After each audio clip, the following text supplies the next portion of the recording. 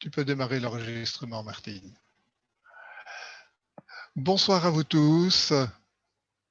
Bienvenue pour cette méditation que nous allons partager pendant 3/4 d'heure, 1 heure ensemble.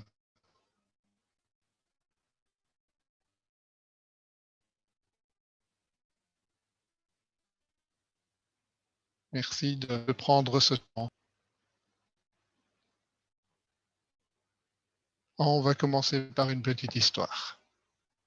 C'est une histoire que j'ai trouvée dans un livre de Thich Nhat Hanh c'est du Bouddha. C'est la vie de Siddhartha le Bouddha. Si vous êtes un peu intéressé au bouddhisme, c'est un livre qui est facile à lire. Oh, c'est un gros livre, ça fait quand même 500 pages, et ça vous donnera une très bonne idée de ce qu'est le bouddhisme au travers de toute la vie du Bouddha, qui est quand même là un homme qui a donc vécu il y a 2500 ans. Et le Bouddha, quand il a été illuminé sous l'arbre de la Bodhi, Thich Nhat Hanh raconte qu'il a commencé à partager d'abord avec des enfants. C'est des enfants qu'il avait accompagnés, qui lui avaient apporté de la paille pour les oreillers, pour ses oreillers, qu'il avait nourris. Et il a commencé à partager avec eux. Et le 2e ou 3e jour où il partageait avec les enfants, il y a deux Balagupta, une des filles, lui a demandé « Est-ce que tu pourrais nous parler de l'amitié ?»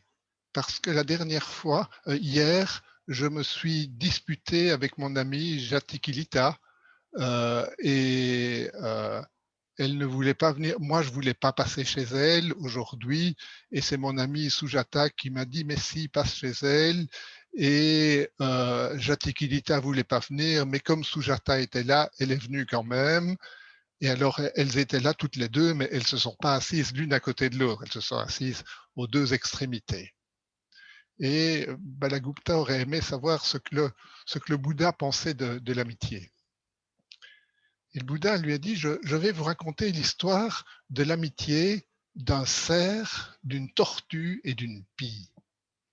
Parce que dans une vie, il y a très longtemps, j'ai été un cerf. Oh, comment disent les enfants, tu étais un cerf? Oui, dit le Bouddha, nous avons tous été des végétaux, des animaux, des humains, et nous dépendons tous tellement de la nature.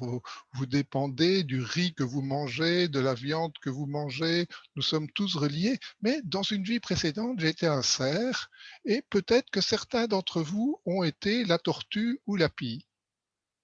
Et le cerf, la tortue et la pie étaient de grands amis, ils vivaient dans la forêt, et le cerf aimait bien aller boire dans un étang qui était là-bas. Dans cet étang vivait la tortue, et la pie vivait dans le saule au-dessus de l'étang.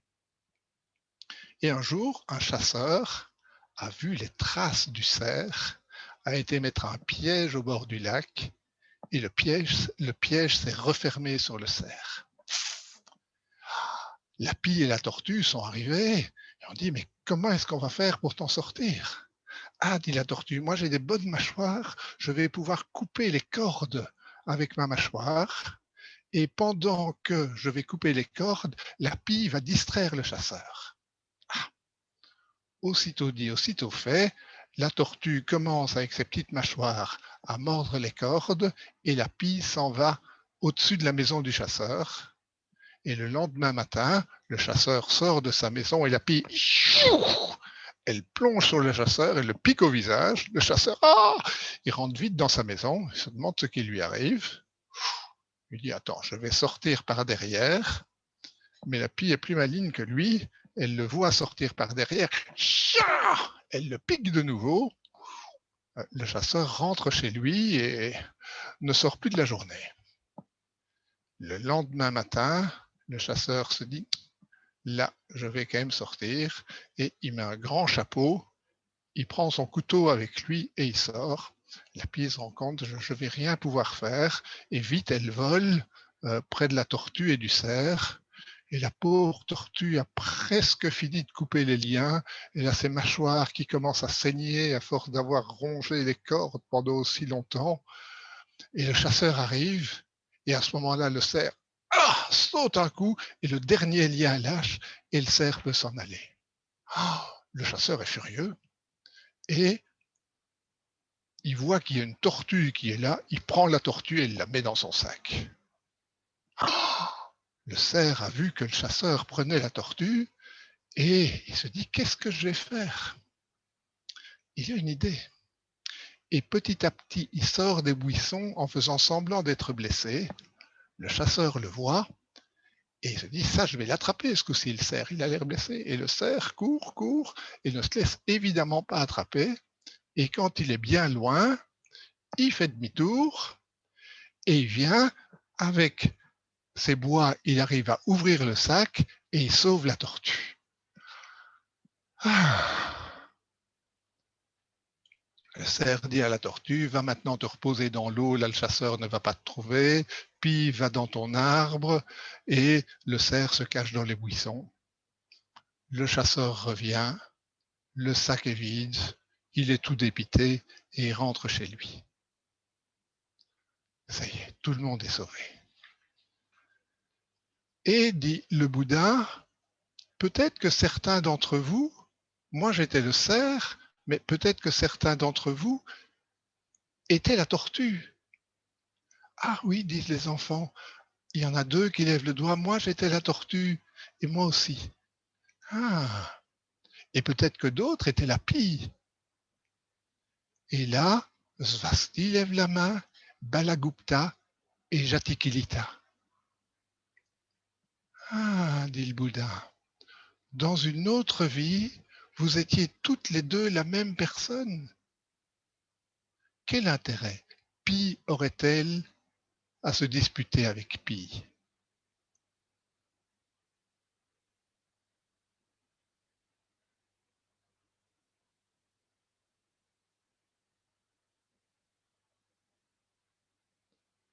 Nous avons tous fait partie des mêmes choses. L'eau qui est dans notre corps a coulé dans de nombreuses rivières. Les cellules de notre corps ont été des végétaux, des animaux, et il y a beaucoup de choses qui nous unissent au travers de cela. Et il n'y a pas besoin de réellement croire à la réincarnation pour cela. Mais nous avons des mémoires aussi. Mais mon but n'est pas de vous convaincre de la réincarnation, mais nous sommes unis. Nous qui sommes unis, quel intérêt avons-nous à nous disputer?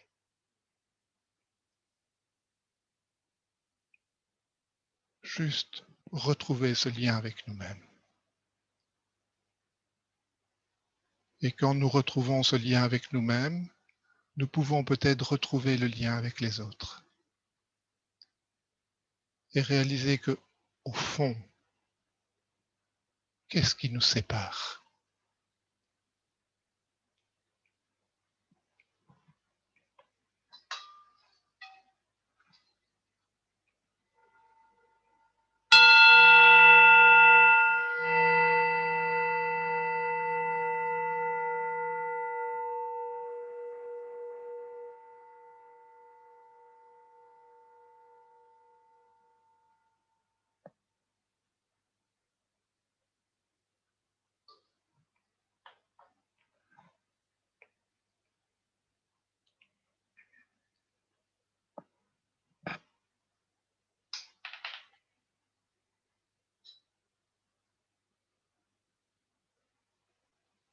Juste avec vous-même,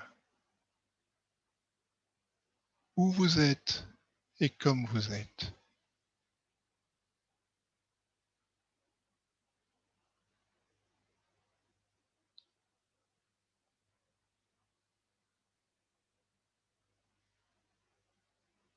Vous accueillant,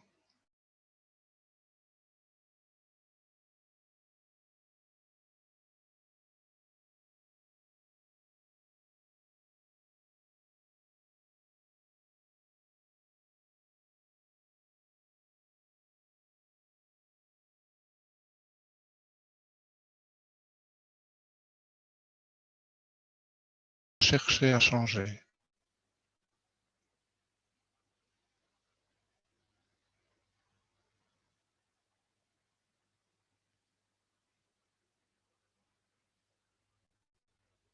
reconnaissant que vous êtes vivant et que vous avez un corps qui respire et vous envoie des sensations.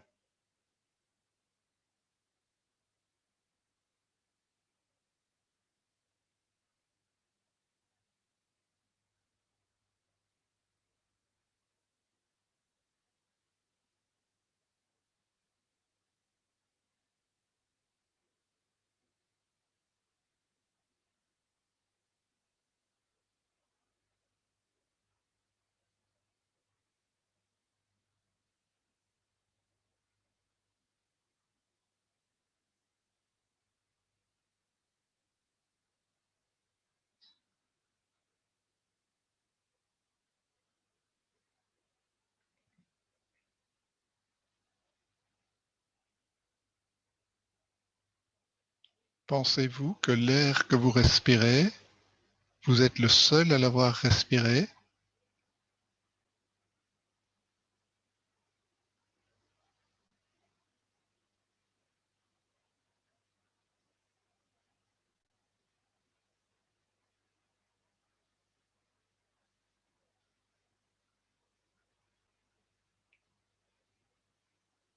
Quelle était la vie de l'oxygène avant que vous le respiriez?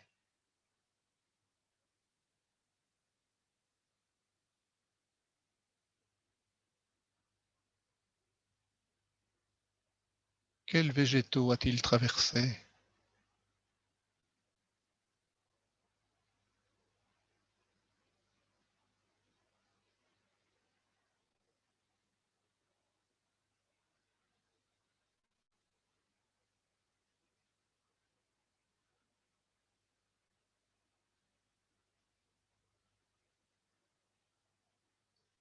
Quels animaux, quels êtres humains l'ont déjà respiré?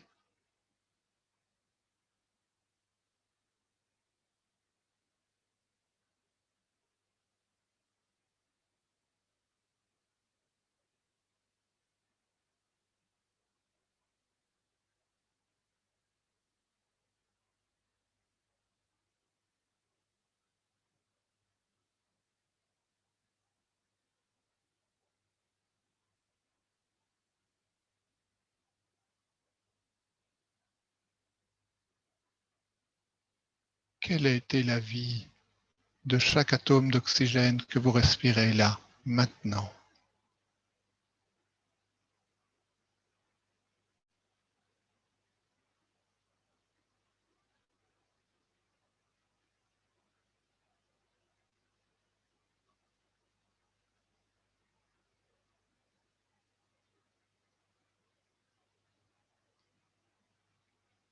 Y a-t-il de l'oxygène qui vient de Bordeaux, de Paris, de Lyon,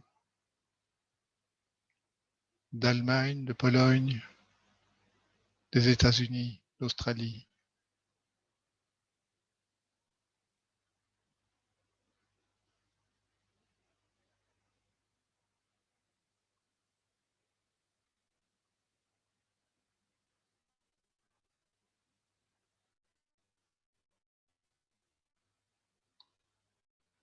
Et peut-être respiré par des Anglais, par des Algériens, par des Japonais, des Irakiens.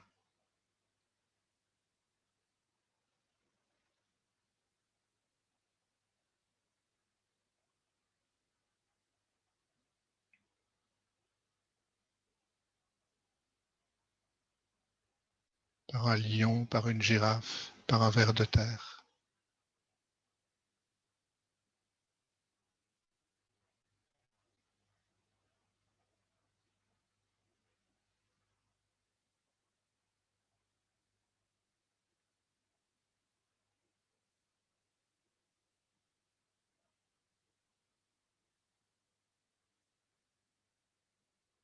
Et maintenant, cet oxygène est rentré dans vos poumons, est rentré dans vos cellules, et cet oxygène devient votre corps.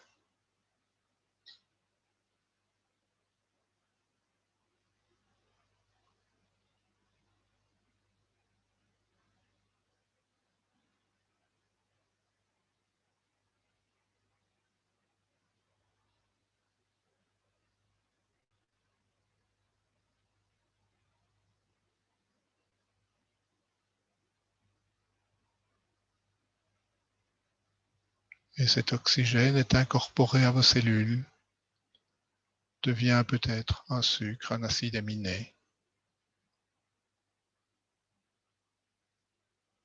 Ce n'est pas qu'il nourrit votre corps, c'est qu'il devient votre corps.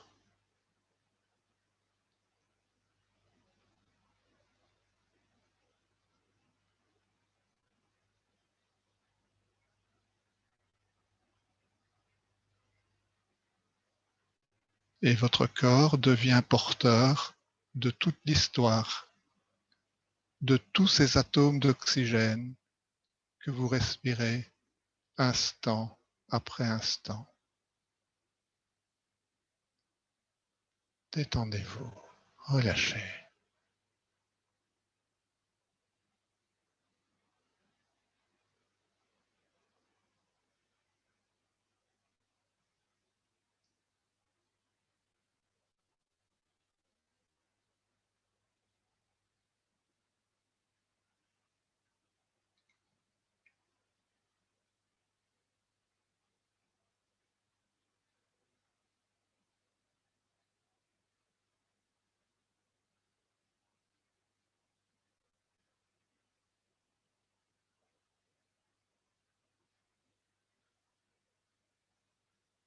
Écoutez comme votre corps respire bien tout seul, sans que vous n'ayez rien à faire.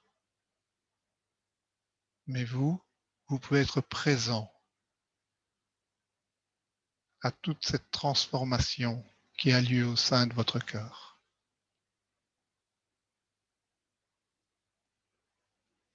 Vous pouvez y être présent et en être conscient et le comprendre.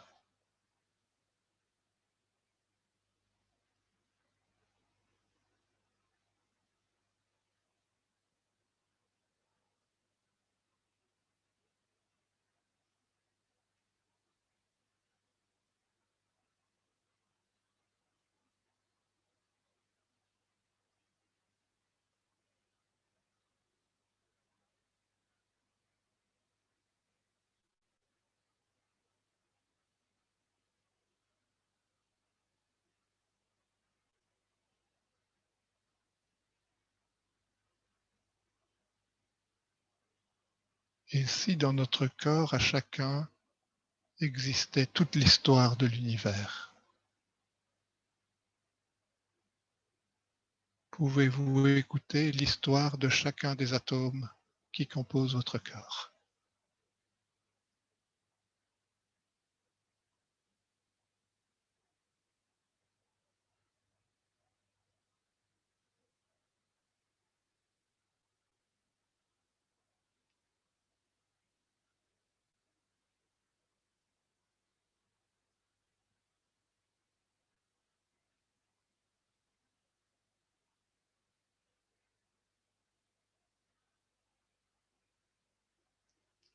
Et grâce à cet assemblage assez improbable,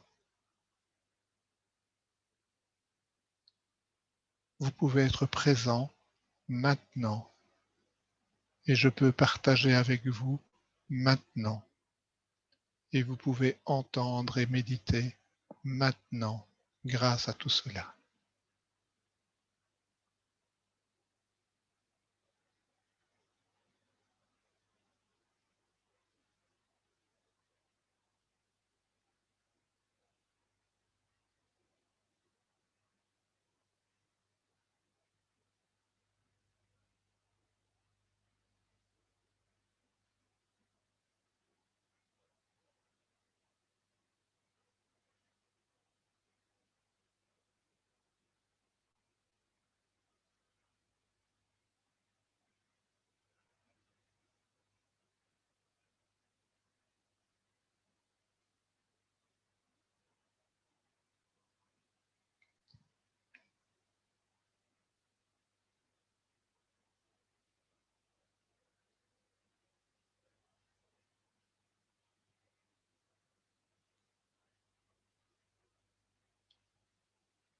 Quand vous devenez conscient de cela, pouvez-vous encore vous dire que vous êtes seul?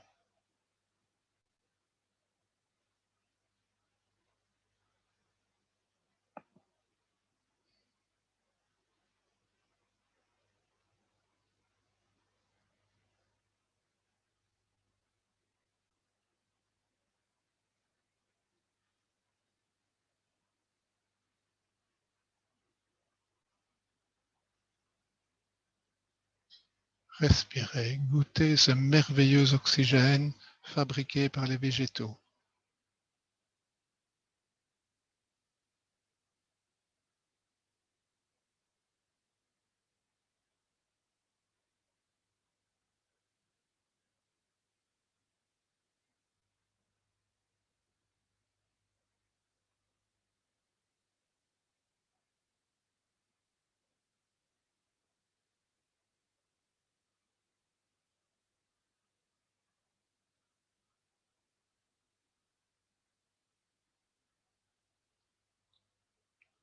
Et goûtez cette reliance que nous avons avec le monde entier.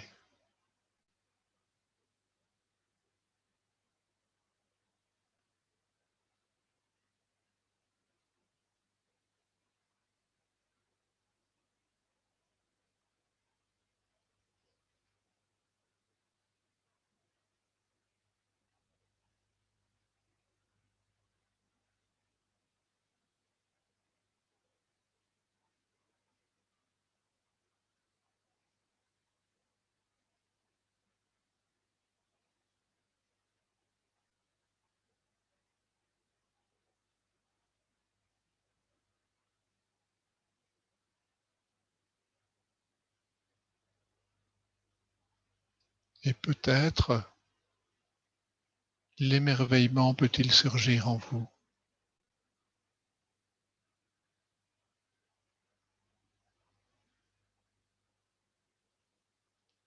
Et peut-être la gratitude pour toute cette vie qui nous permet à chacun d'être là.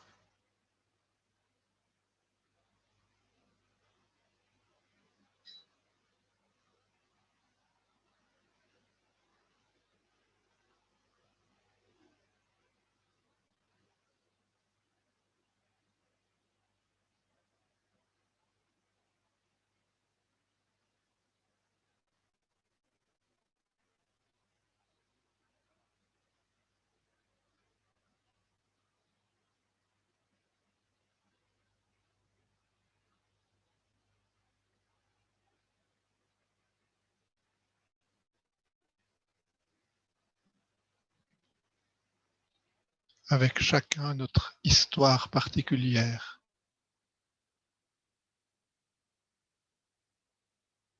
liée à tous nos ancêtres et tout l'ADN qu'il y a dans chacune de nos cellules, qui s'est fabriqué génération après génération.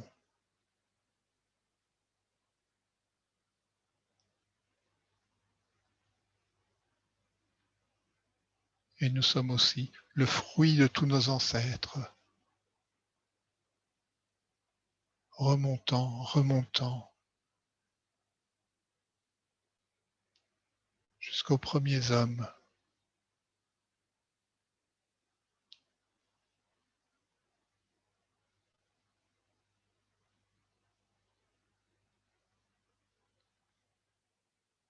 Remontons à nos ancêtres vertébrés, remontons à nos ancêtres invertébrés.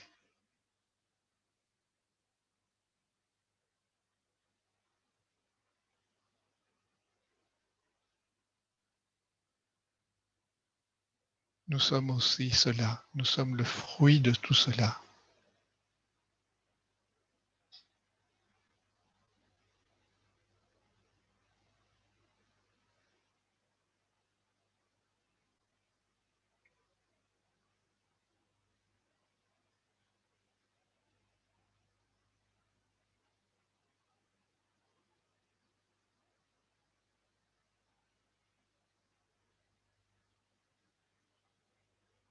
Nous sommes le fruit de cette vie qui est apparue à partir du non-vivant. Mystère dans les mystères.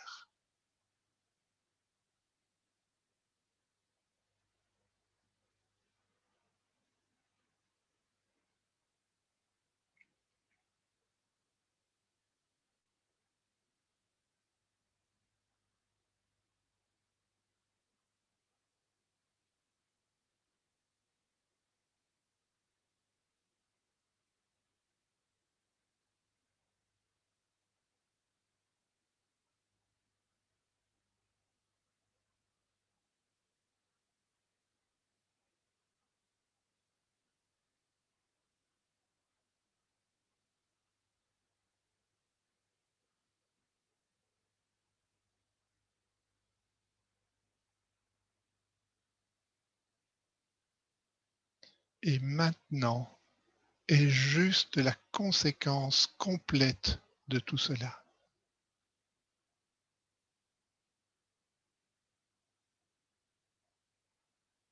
Tout cela est comme un grand fleuve qui arrive à juste maintenant, où nous sommes tous là ensemble.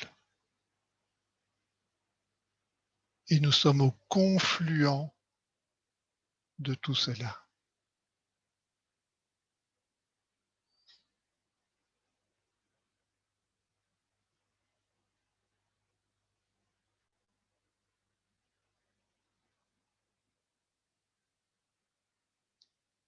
Respirez, détendez-vous, vous êtes au bon endroit.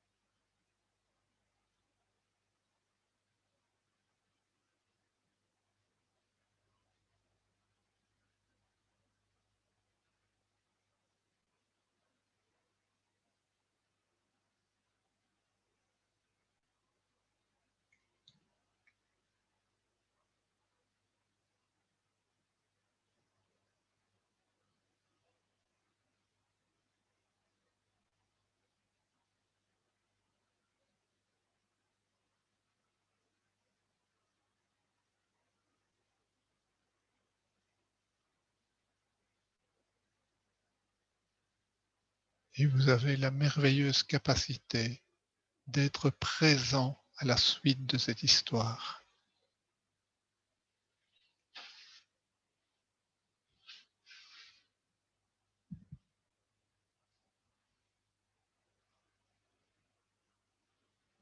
Vous n'êtes pas l'histoire. Vous avez un corps qui est la suite de cette histoire. Vous, vous êtes présent et conscient.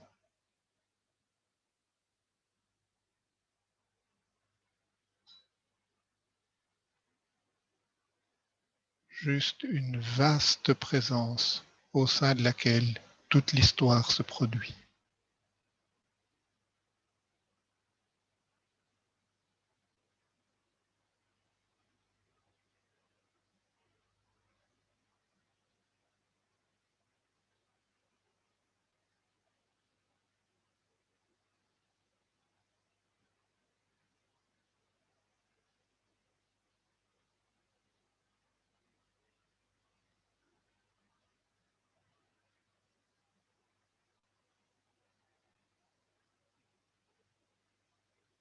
Comme des nuages peuvent s'accumuler dans le ciel, c'est la suite d'une histoire.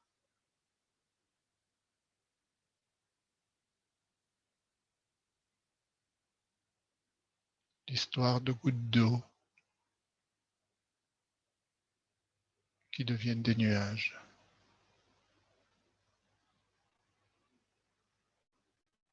Mais aucun nuage n'a jamais laissé de traces définitives dans le ciel. Quand le nuage disparaît, le ciel est toujours vaste, transparent, clair.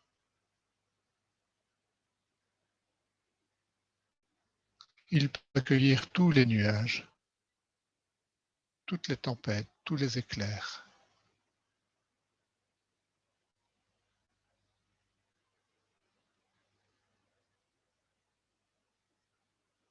La pure présence que vous êtes peut accueillir tous les mouvements de votre vie.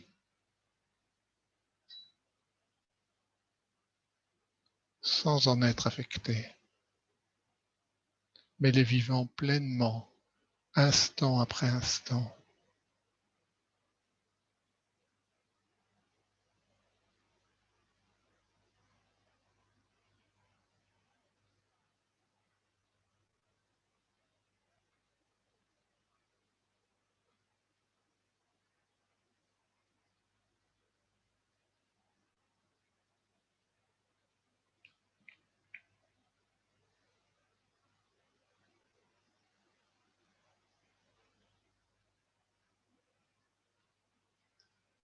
Et je vous invite à être pleinement présent à chaque instant qui s'écoule, le goûtant pleinement, sans espoir et sans crainte.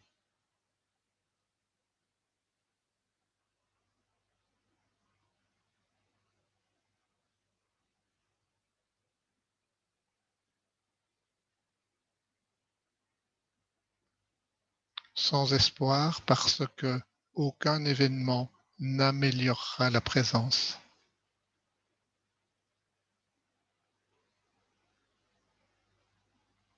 Vous êtes présent, c'est votre nature.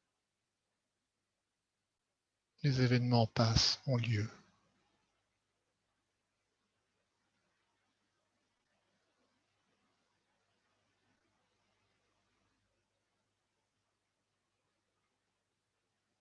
Les pensées apparaissent et disparaissent.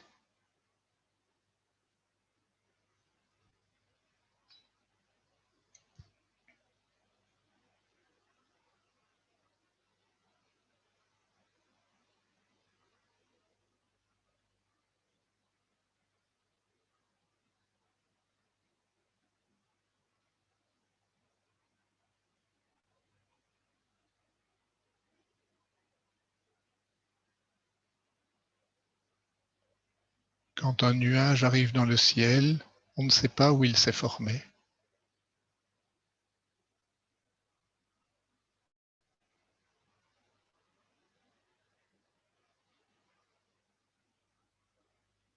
Pouvez-vous essayer d'observer comment et où une pensée se forme?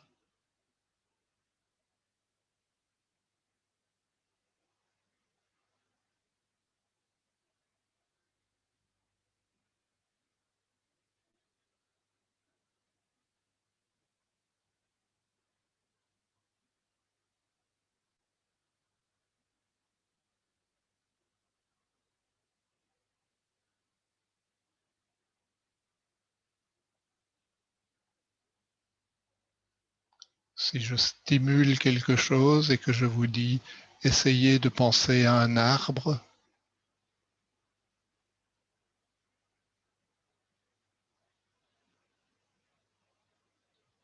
d'où vient l'image de l'arbre?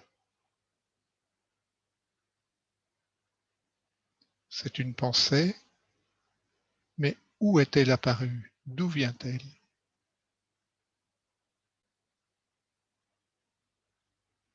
Pourtant, elle est bien là, comme le nuage.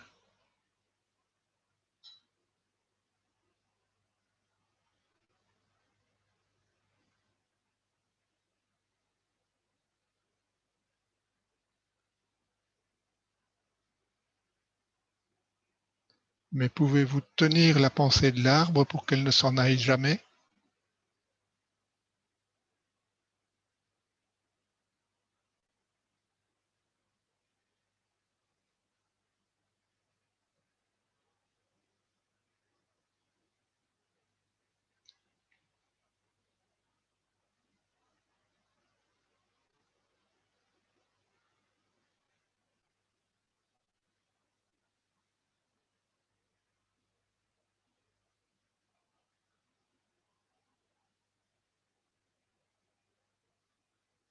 Au sein de l'espace de la présence, les pensées apparaissent, demeurent un temps, puis disparaissent. Si ce n'est parfois de faire apparaître une autre pensée qui apparaît, demeure et disparaît, et habituellement une autre et une autre.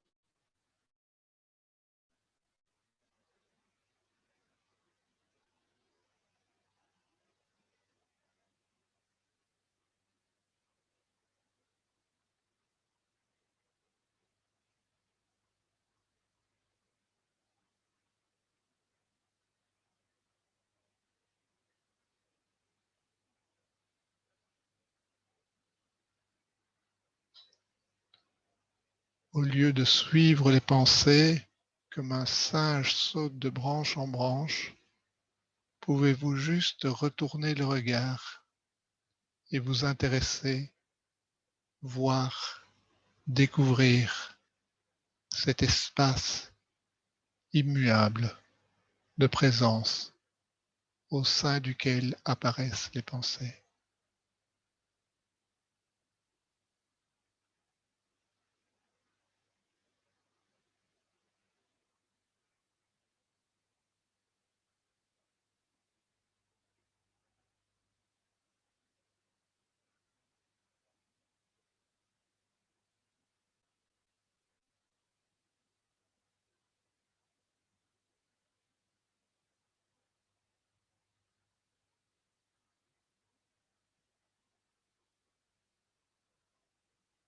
L'espace est toujours là,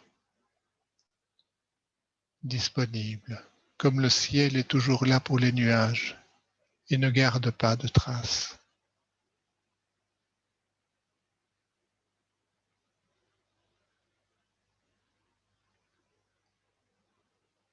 Mais l'habitude d'avoir tellement de nuages nous fait oublier la vastitude, l'immensité de la présence.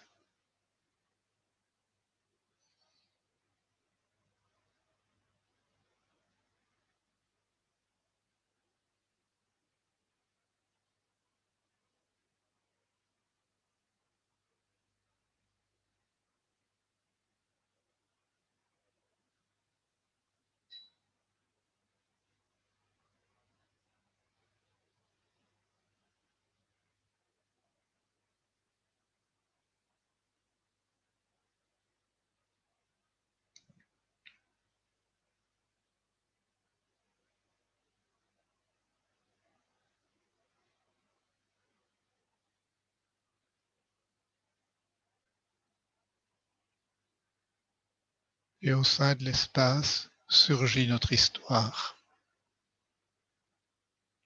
et nos réactions face à notre histoire, nos émotions, nos sentiments.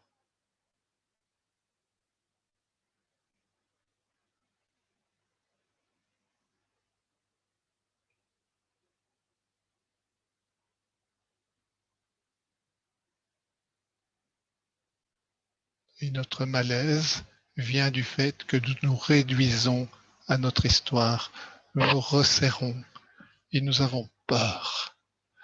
Nous sommes là, serrés, peur, peur, avec l'espoir et la crainte. Et nous sommes rétrécis à une petite forme que nous percevons. Et mon invitation est de vous aider à lâcher et à ouvrir largement. Respirez. Vous n'êtes pas limité à une petite forme, vous n'êtes pas limité à une histoire.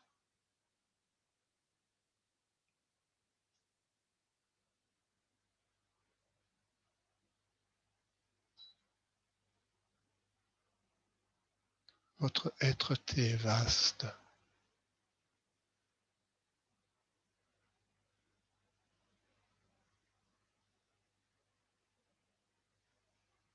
Et elle est juste recouverte de pensées et d'émotions qui vous empêchent de la voir.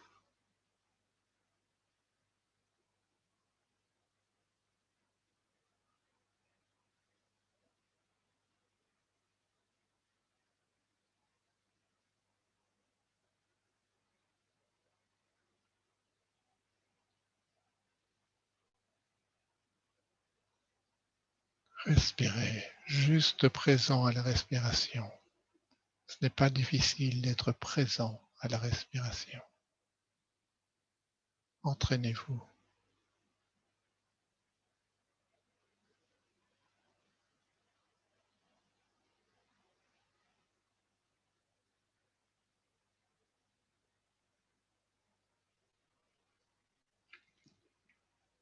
Et de la présence à la respiration, au fur et à mesure de vos méditations, vous serez présent au son, aux sensations du corps, puis à vos pensées, à vos sentiments, à vos émotions.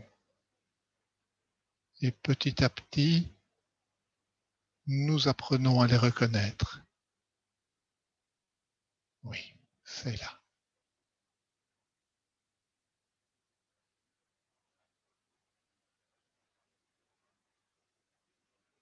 Et la présence est là.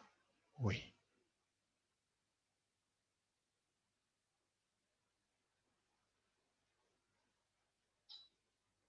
Oui. Et ce sont juste des choses qui apparaissent au sein de la présence. Et on lâche doucement.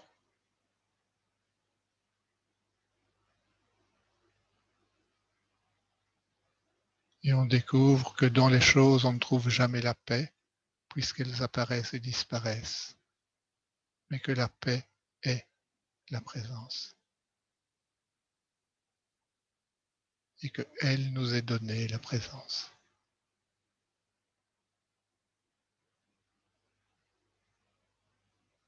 Tout le reste, notre corps inclus, nous est donné puis repris, donné puis repris. C'est ça la réincarnation. Une vie, puis une vie, puis une vie.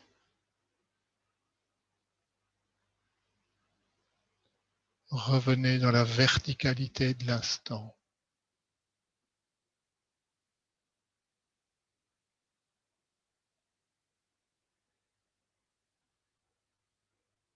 Présence absolue.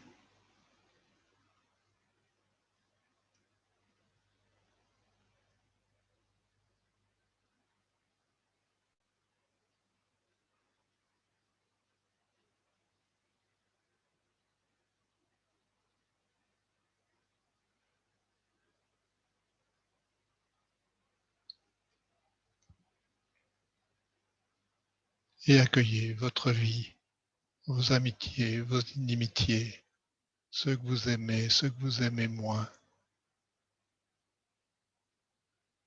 C'est le jeu de la vie.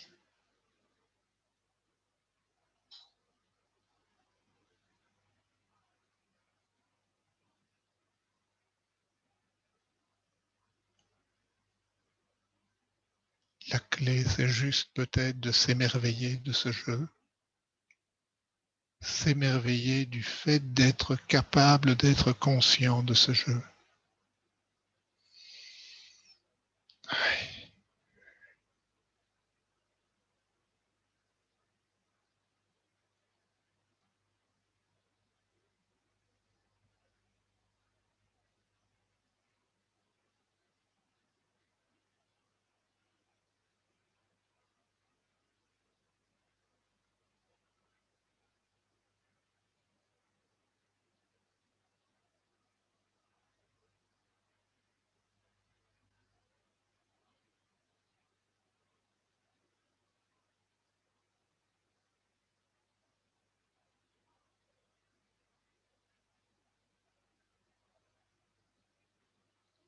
Comme l'image apparaît sur l'écran de l'ordinateur, votre vie apparaît au sein de la présence que vous êtes. Lâchez, laissez-la avoir lieu, c'est votre vie.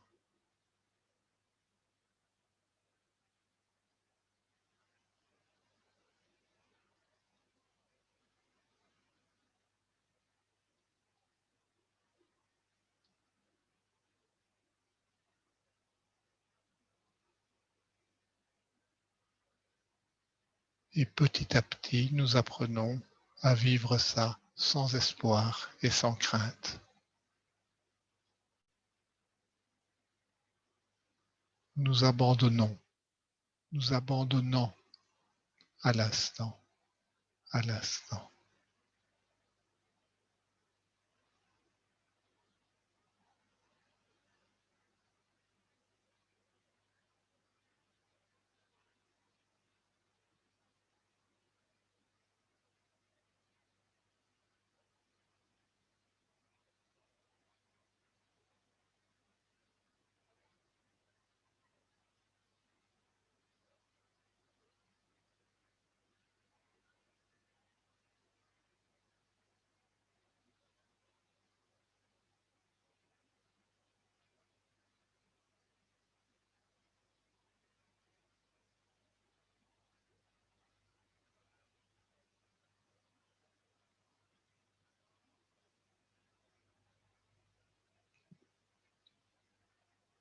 insaisissable instant qui passe et qui passe sans laisser de traces.